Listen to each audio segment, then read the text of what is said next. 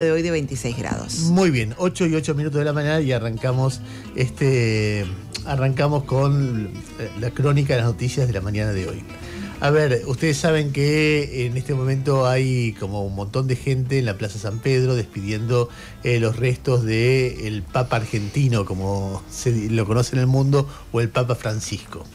Entre la gente que va a ir a la despedida está el presidente de la Nación, Javier Milei, y rodeando la figura del Papa hay pero infinidad de historias y de reflexiones y de puntos de vista y de análisis que son muy interesantes porque fue un hombre muy profundo en la manera que utilizó o de la cual ejerció, es la palabra más correcta, su papado durante los 13 años en los que duró.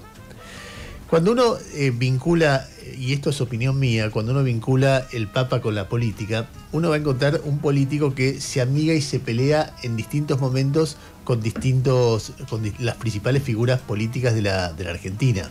Si uno recorre la historia de la relación entre el Papa Francisco, cuando era Bergoglio todavía, y Néstor y Cristina Kirchner, y la relación era muy mala. Era muy mal a punto que Néstor y Cristina no iban al Te Deum en la catedral el 25 de mayo porque no querían que el Papa, que Bergoglio en ese momento, el arzobispo de Buenos Aires, hablara de la pobreza delante de ellos o los retara. ¿Por qué tenemos que hacer una reverencia a alguien que, qué sé yo fui elegido por el pueblo, él no, que haga su vida? Y se iban a otras iglesias de otras provincias para evitar ese encuentro. Esa relación con Kirchner no se aflojó ese conflicto porque murió antes, pero con Cristina sí, una vez que él fue papa, y de ahí en más hubo, no solamente con Cristina, sino con el kirchnerismo, una relación bastante armónica. A mí me causaba gracia en las coberturas de estos días que vieron esos periodistas televisivos que agarran el micrófono y empiezan a gritar contra el kirchnerismo todas las noches. Decían, ahora lo quieren, ahora lo lloran, pero miren lo que decían en el 2013. Y yo decía, bueno, pero si Francisco se amigó después de eso, ¿por qué razón vos seguís agitando aquella historia? Que es una historia para contar, pero es evidente que cuando vos contás eso, miralo del lado de Francisco. Francisco dijo, bueno, yo puedo tener peleas con alguna gente, pero después puedo amigarme. Y no solamente recibió a Cristina, recibió a Guillermo Moreno. No solamente, tenía una relación como muy de cercanía, pero de cercanía de verdad, con Juan Grabois. No solamente con él, hay otros dirigentes jóvenes de la política argentina, por ejemplo, Juan Maquieira, que era el que se encargaba de la urbanización de los barrios de la ciudad de Buenos Aires, con Rodríguez Larreta, era un hombre muy cercano al Papa. Pero cuando vos ves las relaciones que fue tejiendo una vez que fue Papa con la política argentina, me parece que las relaciones con distintos referentes del kirchnerismo, cosa que generaba como mucha tirria en el antikirchnerismo, como Papa él fue muy cercano a eso. Incluso hay una declaración que para mí es muy linda, pero cada cual puede pensar lo que quiera respecto de eso, que cuando creo que Fontevecchia le pregunta si él es peronista, y él dice, siempre me lo preguntan como si fuera un delito ser peronista. Yo soy católico y la doctrina social de la iglesia, pero básicamente dijo, es como si fuera un delito, y creo que a mí me interesó esa respuesta porque muestra su posición no de peronista, sino de estar en contra del antiperonismo más violento. La idea de que ser kirchnerista o ser peronista es un delito, es una idea que para mí es una idea muy autoritaria, y el Papa me parece que la tenía muy clara esa. No así, es distinto cuando uno habla de la relación con Milei. ¿Por qué? Porque en la relación con Milei, efectivamente, es muy difícil encontrar de un líder argentino que le haya dicho al Papa las barbaridades que le ha dicho Milei. En realidad Milei es un hombre que dice barbaridades, con lo cual es muy difícil encontrar de cualquier persona en la Argentina alguien que diga tantas barbaridades como dice Milei, y eso se aplica para el Papa. Claro, cuando Milei gana las elecciones y asume como presidente, como jefe de Estado adopta una posición que a mí me parece respetable. Dice, bueno, dejé de ser candidato, ya no opino como un ciudadano, es el Papa argentino, corresponde que se lo respete. Y entre ellos generan una pequeña relación porque él va un par de veces, inclusive va a Villarroel, va a Sandra Petovelo a verlo, y él los recibe y no tiene la cara de tujes que le pone cuando los recibe a ellos, que le puso a Macri. ¿Se acuerdan aquella vez que fue a visitarlo? Evidentemente había una distancia entre Macri y Bergoglio o el Papa que iba más allá de lo personal, de lo político, y había algo personal ahí no me queda claro qué, pero esa foto donde Macri va por primera vez a verlo y el tipo le da una reunión muy chiquita y en la foto pone una cara de tujes terrible, no hizo eso con Milei. De cualquier manera me parece que vale la pena destacar algo respecto del Papa y Milei, que más allá de la relación personal, formal o no, entre ellos dos, y más allá de las declaraciones de Guillermo Franco, diciendo yo lo admiro, hace 60 años que lo conozco, etcétera, etcétera, etcétera, hay una diferencia muy profunda entre el Papa Francisco, entre el pensamiento del Papa Francisco y el pensamiento de Javier Milei y por supuesto de otras personas como Donald Trump. Ustedes escucharon en estos días y me parece que en eso sí hay una diferencia de fondo, porque con nosotros puede haber diferencias políticas, diferencias de intereses, diferencias de momentos, pero acá hay una diferencia ideológica que me parece que es lo que, está en el eje de lo que se discute en el mundo en este momento. Cuando Milei habla de justicia social, dice que es una aberración. Cuando el Papa Francisco explica qué es lo que quiere para el mundo, en el centro de la escena pone la justicia social. Cuando Milei habla de por qué las personas son ricas, y tiene que ver con el mérito y el trabajo, es decir, y el esfuerzo. Cuando el Papa Francisco explica por qué las personas son ricas, dice, puede tener que ver con el mérito o con el esfuerzo, o puede tener que ver con que recibieron una herencia, o puede tener que ver con que hicieron una especulación financiera, o puede tener que ver con que son narcotraficantes, o pueden tener que ver con que son evasores, o puede tener que ver con que, y así sucesivamente, va contando la cantidad de formas que una o no puede hacer una fortuna. Es más, yo me atrevería a decir, porque hay una forma de, te voy a pedir audio número 5, Balma, hay una forma de tratar de entender qué piensa Milei de verdad, que es ver a las personas, porque Milei tiene algún límite, no muchos, como se sabe, para decir lo que piensa en algunas ocasiones. Entonces, frente al Papa decidió bajar el tono y no hablar más. Pero sus amigos, o sea, las personas que él elige, sí siguen hablando. Y entonces vas a escuchar algunas cosas, por ejemplo, el gordo Dan, Daniel Parisini, es el periodista, agitador, vestido de periodista, que él elige para dar reportajes, o que, por ejemplo, el día que murió el Papa, el programa que tiene streaming este muchacho se llama La Misa, y lo ven los libertarios, qué sé yo, y es un programa muy agresivo contra el periodismo, muy agresivo contra los disidentes, bueno, lo de siempre. El lunes pasado volvía ese programa, y iban a estar ahí nada menos que Adorni y Milei. O sea, es un tipo muy valorado. Estuvo el día que habló el 1 de marzo en la Asamblea Legislativa, al lado de Santiago Caputo estaba el gordo Dan. O sea, no es alguien que no forma, que es marginal en el mundo de la Casa Rosada o en el mundo de la presidencia. Y ayer, hablando del Papa, decía esto, escúchalo. Flaco, yo sigo pensando que el Papa era comunista. Los tipos toman como... Pero pará, yo no soy incoherente en este sentido. No voy a decir... No, el Papa qué grande el Papa. Claro, sí. Porque yo pienso que el Papa estaba o equivocado o que defendía una agenda, digamos, que no era la correcta moralmente en el mundo. Totalmente. Bueno, eso decía el gordo Dan. Luego, Nicolás Márquez, el biógrafo de Milei, escribió 2 tuits sobre el tema. Uno dice, murió Bergoglio, y dos reflexiones. 1, desde el punto de vista humano lo lamento. 2, desde el punto de vista religioso, deseo ardientemente que el cónclave en esta ocasión elija a un papa católico.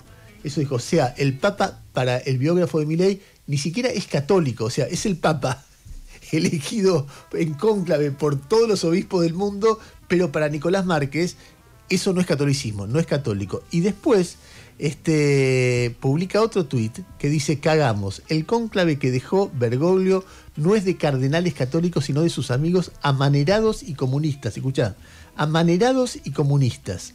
Deseo de todo corazón equivocarme y que la votación me sorprenda. Caso contrario, la Iglesia proseguirá a la senda de autodestrucción. Y entonces pone, así está conformado un gráfico, el colegio cardenalicio, composición del colegio cardenalicio, y pone cardenales con derecho a voto 137. De Francisco 109, de Benedicto 23, de Juan Pablo II 5, o sea, designados por. Y la barra que dice Francisco 109 está con el color rojo, o sea, comunista 109. Es raro, es una concepción del comunismo muy clásica de estos tiempos, donde cualquiera que piense en términos de justicia social, en términos de respeto a las diversidades, etcétera, es un comunista progre woke, pero claramente lo que está pensando es un personaje muy interesante, Nicolás Márquez, porque de todos ellos es el más sincero y por lo tanto el más brutal. Y dice lo que está en la conciencia de ellos. Entonces vos tenés por un lado un papa un presidente que hace un discurso en Davos donde sugiere que los homosexuales son pedófilos, y tenés un papa que dice yo no soy quien para juzgar a nadie y hay que incluir a todos en el esquema o dentro de la humanidad o dentro de la iglesia, y dentro de todos están los homosexuales. Entonces tenés diferencias respecto de las minorías, respecto a las minorías sexuales, respecto de la justicia social, respecto de cómo relacionarse con el mundo, respecto de Trump, respecto de tantas cosas que uno va enumerando y viendo las cosas que el Papa, respecto de los ricos, respecto de la distribución de la riqueza. O sea, es una cantidad de cosas doctrinarias del Papa que son tan potentes, y doctrinarias de Milei que también son muy potentes. Y cuando uno lee unas y lee otras, es evidente que están dentro del debate que hay en este momento de Occidente en posiciones completamente antagónicas. Uno expresa un programa para organizar la sociedad que tiene que ver con la solidaridad, con la tolerancia, con la justicia social, y el otro expresa un programa de capitalismo mucho más salvaje, donde el diferente, el disidente, es estigmatizado, es perseguido, es escrachado, etcétera, etcétera, etcétera. Así que a mí me parece que hay algo que es importante dentro del debate decirlo. Todo aquel que, por supuesto, uno puede pensar distinto del Papa, como hace Milei, y hacer una reverencia a lo que él significa para, no sé, cientos de millones de personas, tal vez miles de millones de personas, y yo pienso distinto, y en ese sentido que el presidente, aún pensando distinto, vaya a la despedida del Papa, tal vez sea algo mejor que no vaya. Pero en el fondo de la cuestión, más allá de discusiones puntuales, etcétera, hay una diferencia muy grande. A ver, cuando el Papa habla de economía, no hace una alegoría anticapitalista, pero dice el problema no es el capitalismo, el problema es el capitalismo financiero. El eje de la estrategia económica de Milei tiene que ver con traer plata para tratar de financiar la economía argentina, para que no se desboque el dólar, para que no haya inflación, etcétera. Y es préstamo tras préstamo tras préstamo del sector del Fondo Monetario Internacional, préstamo de los sectores privados, carry trade y todas esas cosas que estamos viendo. O sea, de nuevo, hay una diferencia, y en el debate público eso a mí me parece que es muy sensible estos días.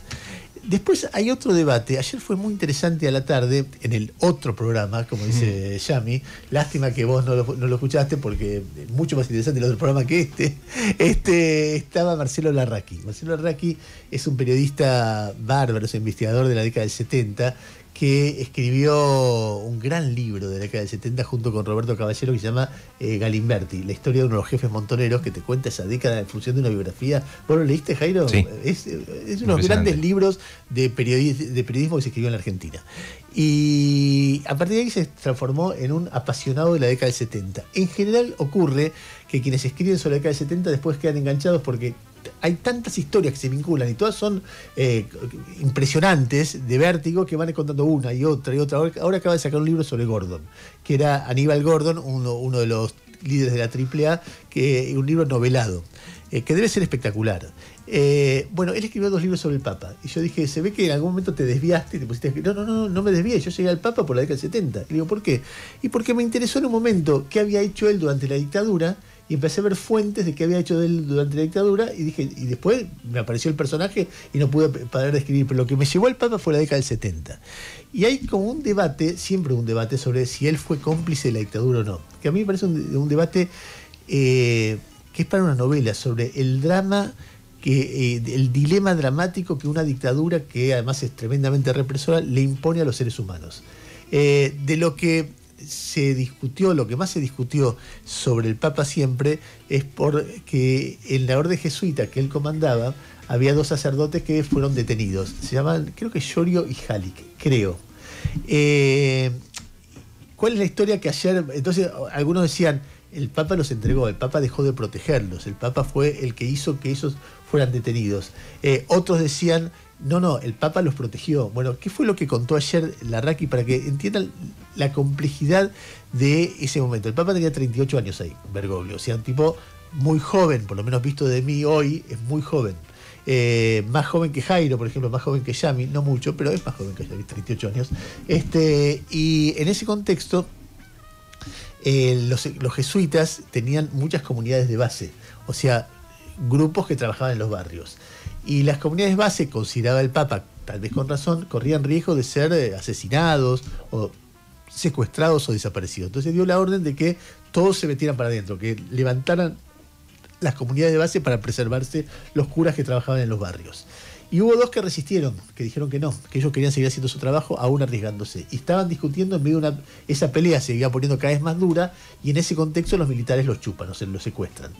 Eso, y así fue contando ayer Larraqui toda esa historia. Me dice, lo tengo totalmente documentado, hay documentos de la época, hay transcripciones, hay testimonios, he hablado con muchísima gente. Entonces, ¿qué es lo que pasa en ese momento? Los militares los secuestran y él habla con Videla y con Macera y tiene reuniones muy duras hasta que logra que los liberen. Tiempito después le da una especie de reconocimiento honoris causa a Macera en la Universidad del Salvador, que era de la orden de jesuita. Macera, uno de los represores, jefe de la Marina, quizá el más sanguinario, como un reconocimiento. Y siempre se interpretó que ese reconocimiento era un intercambio por haber liberado a los curas. Entonces, los sectores, yo no tengo respuesta para eso, porque la verdad que hay que estar en ese momento y tomar las decisiones en ese momento, y hay mil detalles que no se conocen. Larraqui decía que la familia de los sacerdotes estaban enojados con Francisco porque estaban peleados en ese momento y eso generó que los pudieran secuestrar. Otros dicen, mirá, era un héroe, porque además salvaba gente, y porque otros dicen, bueno, pero le dio esa condecoración a Macera, que era un dictador. Bueno, visto eso desde hoy, es muy difícil de juzgar y no me atrevería ni en pedo a juzgar ni que si es un héroe. Las personas ni son héroes ni son villanos, hacen lo que pueden en el contexto que les toca. Simplemente contar esa historia que ayer tuvo un rebote porque habló la cuñada de Bergoglio, o sea, la mujer de su hermano, que ya murió, es viuda de su hermano, y habló del Papa y escuchá los dos audios porque es su mirada sobre su cuñado. Escuchá el primero. ¿Usted siente que los argentinos tomamos conciencia de la importancia que tuvo el Papa Francisco? No, por lo visto algunos no. Es más, en las redes, ya viste, si seguís las redes, la gente de allá que sigue a Milei lo insultan, dicen cualquier barbaridad. Así que no, siempre va a existir esa dicotomía, esa desunión. Unos tiran para un lado, otros para otro, así que no creo que tenga remedio eso. Y después habló sobre el Papa y la dictadura, y escuchá. Fue un hombre intachable, por más que algunos de la izquierda digan que estuvo con la derecha, no, él ayudó a recuperar a Ana María Careaga, arriesgando su propia vida, porque ya sabemos que los militares han desaparecido a Monseñor Angelelli, a Ponce de León y a otros sacerdotes. Podía haber sido otra víctima más de la dictadura, Jorge. Sin embargo, no logró que la soltaran y bueno, y ese era Jorge. Escondía gente en el Colegio Máximo. Y cuando los militares llegaban les decía, no, es gente que está haciendo retiro espiritual. Él los protegía. En un momento hubo una discusión pública entre dos personas que eran muy amigas, que eran Horacio Berbisky y una abogada muy aguerrida que se llama Alicia Oliveira, que yo recuerdo que eran amigos entre sí, discutieron públicamente por Bergoglio, porque Berbisky decía fue cómplice, no los protegió a los sacerdotes, y ella decía salvó gente. Y era amiga personal de Bergoglio. No sé, grandes preguntas sobre un personaje sobre el cual alguna vez habrá que armar una biografía lo más nutrida de documentación posible para poder contar todos sus matices, sus vericuetos, su evolución hacia un pensamiento que no era el pensamiento que tuvo durante toda su vida cuando fue papa, no sé, las reformas que hizo en la iglesia, que a mí también se me escapan porque uno no es un especialista, pero créanme que me tiene muy apasionado el tema de entender cada uno de sus momentos y de poder contar cómo los seres humanos, qué dice eso de nosotros, qué dice de eso de él, etcétera, etcétera, etcétera. Lo que sí tengo claro es que si uno tuviera que pensar en el debate mundial dónde está Milei y dónde está el Papa Francisco, y están en lugares antagónicos, están exactamente en el lugar cada uno opuesto, y quién va ganando en ese debate, y en ese debate hoy va ganando Milei, no el Papa. El Papa tiene gran prestigio mundial como líder de la humanidad, como un hombre de unidad, de tratar de tender puentes, etc.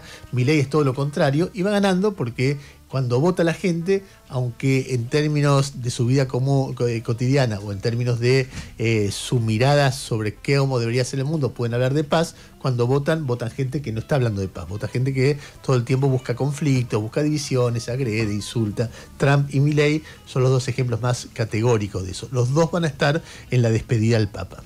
Antes de meternos en otro tema, quiero destacar algo que a mí me parece que es muy, muy relevante. Hay un colega que se llama Roberto Navarro que fue golpeado salvajemente a punto tal de que está en este momento en el hospital. Hace 2 días que está en el hospital. Quien contó la situación es Ari Lijalad. Ari Lijalad tiene la primera mañana de El Destape, que es la radio de la cual Navarro es dueño. Y escuchen la narración que hizo de qué es lo que le pasó al dueño del medio donde él trabaja. Escuchá. Roberto Navarro ha sufrido una brutal agresión en el día de ayer. Hablé con la familia que lo está acompañando. Roberto está internado en este momento, mientras el presidente llama a pegarle a los periodistas que no le gusta lo que dicen. Y en esa promoción de los discursos de odio es que ayer Roberto Navarro estaba en un hotel céntrico, en una reunión. Un hombre lo empezó a insultar, le empezó a repetir las cosas que dicen de Navarro en los tweets de Milei, y el tipo lo empezó a insultar y Roberto finalmente se paró para decirle que deje de insultarlo. El hombre siguió insultándolo y se puso cada vez más violento, y mientras Roberto le intentaba decir que pare, le intentaba decir a la gente que estaba ahí que interviniera para que pare, vino otro y le pegó por detrás un fuerte golpe en la cabeza. El golpe le generó un hematoma muy fuerte a Roberto en la cabeza, se fue al hospital y se tiene que quedar 48 horas por lo menos, porque Roberto es una persona anticoagulada y al haber un hematoma muy grande del lado de afuera de la cabeza, tienen que estudiar si no hay lo mismo adentro de la cabeza. Y por la edad de Roberto, eso puede suceder en las primeras 48 horas. 48 horas donde no está fuera de peligro. Está muy hinchado, está muy dolorido, casi no puede hablar. Y esa es la situación. Nosotros lo decimos hace mucho tiempo, que la promoción de los discursos de odio generan consecuencias después en la vida real. Y cuando lo hacen sobre una figura pública, lo que intentan es que todo el resto nos callemos. Milei hace unos días escribió textual en su cuenta de Twitter: la gente no odia lo suficiente a estos sicarios con credenciales supuestos periodistas. Y ayer lo agredieron brutalmente a Roberto Navarro. Es imposible desligar la agresión del contexto. Muy bien, a ver, cada una de las palabras que dijo Lijalad, a quien realmente no conozco, son mías, es decir, la descripción yo no la conozco, obviamente creo en la denuncia, pero creo 100% en la denuncia que están haciendo, y la relación entre eso y las cosas que hace el presidente me parece que más que obvia. Navarro, unas horas antes de ser golpeado, hizo una editorial que es muy interesante en este contexto, porque él decía, Milei se está agarrando con periodistas que no tienen nada que ver conmigo, pero me parece horrible. No solo eso decía, son periodistas a los cuales yo no me gustan en parte porque cuando agreden a kirchneristas no se solidarizan, pero igual no merecen ser tratados de esta manera, y lo decía de esta forma. Escuchá. El presidente empezó a atacar a todo el mundo. Yo no soy muy de defender a los periodistas que ahora se sienten horrorizados, porque yo no lo escuché defender a los dueños de los medios que metieron preso, no los vi defender a quienes nos persiguieron y nos censuraron. Pero debo decir que se está pasando un límite. Fue muy amenazante el tuit del otro día que dice mentirosos, porque hay una parte que dice que no hay el odio suficiente hacia estos periodistas. Y yo me pregunto, cuando el presidente dice que no hay el odio suficiente, ¿de qué está hablando? ¿Qué demostración de odio está esperando de sus militantes hacia lo que él llama los periodistas ensobrados? Que no es de nosotros, porque él ya ha dicho que le llama así a los periodistas de derecha, que son los que se esconden y no dicen desde qué lugar hablan. En ese sentido lo tiene bastante calado. Pero está pidiendo violencia contra ellos. Entonces, así como yo pido que no se agredan a los periodistas que tienen una mirada nacional y popular, pido hoy que no se agreda, que no haya violencia contra los periodistas que puedan tener una mirada de derecha o de centro. Y esa es una amenaza del presidente hacia todos esos periodistas. Eso es grave. Bueno, unas horas después de que él dijera esto, fue golpeado, como ustedes escucharon. En el día de ayer, 2 colegas, Luis Novarecio y Antonio Laje, conversaron sobre este episodio, y la conversación fue la que vas a escuchar. ¿No vas a repudiar lo de Roberto Navarro? Por supuesto. ¿En serio no podemos bajar un toque el tono? No, es una locura. Te digo... Pero aparte, mañana me pasa a mí, te pasa a vos, no es que... No es privativo. Repudio profundamente que este señor, lo que le pasó a a Navarro le haya pasado, si es un loquito zarpado que hace esto, o es alguien que imbuido de este clima, en donde si vos desde lo más alto del poder despreciás con la palabra, lo próximo es la piña. Sí, está bien. Venimos muchos años así, ¿no? Te lo acabo de decir. Hace 25 años que construimos política así. Pero sí. A ver, yo voy a contar algo que recién le decía a mis compañeros. Conozco mucho este tema porque en algún momento, cuando el kirchnerismo estaba en el poder, fui parte, no fui el único, pero sí el scratch era permanente a partir de 678, marchas, de todo, y una diferencia que había entre un caso, estoy hablando en pasado, entre un caso y el otro, es que vos andabas por la calle y el kirchnerismo estaba presente, entonces te puteaban, ibas a un restaurante, te puteaban, ibas con tus hijos a la cancha a un partidito de básquet, te puteaban. Era el día que no te puteaban, era un día que vos decías, mira, hoy pasó algo que no me putearon, y era muy difícil, era muy... y cuando 678 se ensañaba, vos sabías que esa semana la ibas a pasar mal en la calle. O sea, salir a la calle era molesto, había que bancársela y punto. Las miradas cuando vas a un restaurante era una cosa que vos decís, bueno, decía, había esa diferencia porque ahora empieza a ser bastante parecido. A mí me ha pasado en las últimas semanas gente que de la nada te putea, cosa que no pasó en este año y medio. Tipo que pasa, he sobrado y vos decís, está paseando el perro, 11 de la noche, y pasa una señora que le mando saludos y está escuchando cariñosamente, se me ocurre respuesta, pero pasa y se va. O sea, tenés que estar mal de la cabeza, pero bueno, hay gente que es fanática y que está recibiendo inyecciones de odio todo el tiempo del presidente de la Nación. Todo el tiempo, cada día Milei inyecta odio. Eso que no hacía Francisco, hace Milei todo el tiempo. Y bueno, tiene lógica que así como de repente me sorprendí en los últimos días, 2 o 3 personas que he sobrado, pasas y dice, grande Milei, la puta que lo parió, y sigue caminando. O sea, no es que quiere charlar o quiere discutirte algo, sino que simplemente quiere mostrarte que sos una porquería. Bueno, así como es verbal en algunos casos, en otros casos es menos verbal y vuela una piña. Ojalá Navarro se ponga bien, pero me parece que incluso algunos títulos no me gustaron. Es decir, cómo evoluciona la salud de Navarro después de del golpe que él denunció haber recibido. Tituló un medio. ¿Cómo que denunció haber recibido o recibió? Y me parece que ahí hay que superar cualquier tipo de grieta del periodismo, de la política. No veo reacción del gobierno. Hay un colega destacado que está internado después de un golpe y el gobierno nos dice ni siquiera vamos a investigar, ignoran completamente el tema. No es tapa de los grandes diarios. Yo me acuerdo cuando durante la época del menemismo golpearon a Hernán López Echagüe, era la tapa de todos los diarios y todos nos defendíamos respecto de eso. Imagino yo que la grieta hace que el sector mayoritario del periodismo, La Nación, Clarín, etcétera, duden de qué lugar da, porque claro, como es kirchnerista andá a saber, porque parece que los kirchneristas podrían inventar esto, o no sé qué es lo que están pensando para no darle la entidad que tienen. A ver, Pablo Grillo está en terapia intensiva, Roberto Navarro está internado, o sea, se van sucediendo hechos, uno podría agregar algunos hechos menos graves, pero esos son los 2 más graves que uno puede... Hubo detenciones totalmente irregulares en manifestaciones, periodistas golpeados donde represión de fuerzas policiales. O sea, ser periodista en la época de Milei no es una tarea fácil, está siendo una tarea cada vez más difícil. A Navarro, a quien... La última vez que hablamos por teléfono, lo único que hicimos fue reputearnos, que debe haber sido en el 2014. Nada, le mando un cariño y ojalá se ponga bien y que, nada, volvamos a la normalidad. Está siendo la normalidad abandonada a un paso bastante veloz. Como parte de eso, ayer Milei tuiteó, hizo un posteo, que es un posteo realmente que muestra el alma del presidente, donde se ve, pone fin y pone la foto de un mandril sonriendo, sosteniendo una crema que dice adermicina, que yo creo que es una crema... La marca. Claro, es una crema cicatrizante. Sí. La referencia de Milei es que el mandril, como tiene la cola roja, tiene la cola roja porque alguien, voy a ser brutal, le rompió el culo, eso es lo que todo el tiempo quiere decir. Entonces, como él es un genio y la economía anda fenómena y le demuestra a todos que es el premio Nobel de Economía, quienes lo critican tienen el culo roto. Eso es lo que está diciendo todo el tiempo, porque los mandriles tienen la cola roja, pero no es porque la tienen rota, la tienen roja porque es así. Entonces instala la idea del mandril, y entonces tiene la dermicina porque tomen esto para que les cicatrice cómo yo les rompí el culo. Es como la apología de la violación, es una cosa realmente que muestra eso, el alma de Milei. Y que genera violencia, porque no es que genera violencia solamente contra periodistas, genera violencia, porque hay chicos que admiran al presidente y esto le parece normal. El bullying le parece que está bien. Cuando vos ves la serie Adolescence, el bullying entre adolescentes es una copia, si querés, del bullying permanente que hay en las redes sociales contra cualquiera.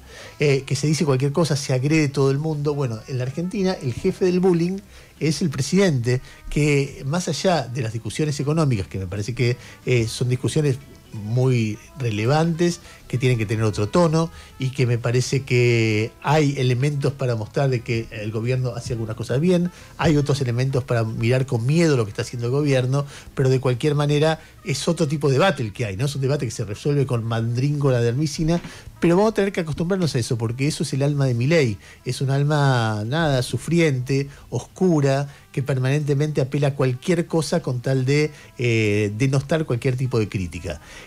Simplemente para registrar el debate que está diciendo Milei, estoy bajando el dólar, eso va a bajar la inflación, estoy recibiendo deuda, me apoyan todos los poderes financieros internacionales. Su ex íntimo amigo Diego Giacomini, a ese posteo del mandril con Adermicina, le responde: el payaso de Javier Milei se ha vuelto ignorante. La teoría económica explica el tipo de cambio solo en el largo plazo, y son los fundamentos micro quienes dan lugar a los fundamentos macro del tipo de cambio, como el stock de capital acumulado, la productividad del sector privado, la calidad del capital humano, su productividad, etc. Todo esto explica que este tipo de cambio, el actual, es transitorio y artificial en Argentina porque va contra la generación de riqueza. Ergo, el tipo de cambio real de equilibrio está más arriba en algún lado. El payaso de Javier Milei festeja un resultado cortoplacista forzado por políticas macro dinámicamente inconsistentes que solo usufructúan una oferta transitoria para bajar el dólar artificialmente con fines políticos, agrandando los problemas a futuro y asegurando un tipo de cambio real más alto que antes a futuro. A Javier Milei le hicieron lobotomía económica y lo han convertido en un mentiroso empedernido. Todos pagaremos la cuenta, los pobres mucho más. Javier Milei hipoteca el futuro económico de casi todos en el largo plazo a expensas de sus fines políticos de cortísimo plazo. Eso le dice Diego Giacomini, su ex íntimo amigo, a la imagen del mandril con Adermicina. De nuevo, en un rato vamos a hacer una columna económica con Jairo sobre números que hay muy interesantes, por ejemplo, número de crecimiento de la economía, que son realmente sorprendentemente buenos para lo que uno esperaba, y me parece que merece un análisis. Bueno, ¿qué significa esto? ¿Qué riesgos hay? ¿Por qué? Etcétera.